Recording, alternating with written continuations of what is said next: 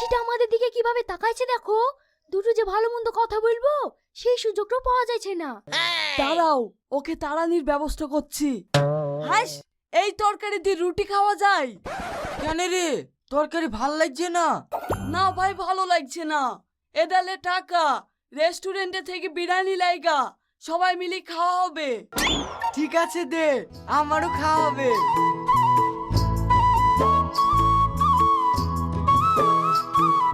বাড়িতে বসে বসে এইভাবে আর প্রেম করতে ভালো লাগে? চলো না পার্কে থেকে ঘুরে আসি।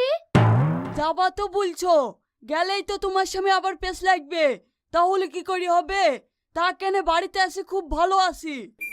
ও যাবে না, সেই দায়িত্ব আমার।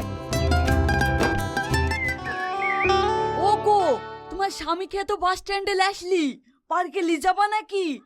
না গো, ওকে এত দূর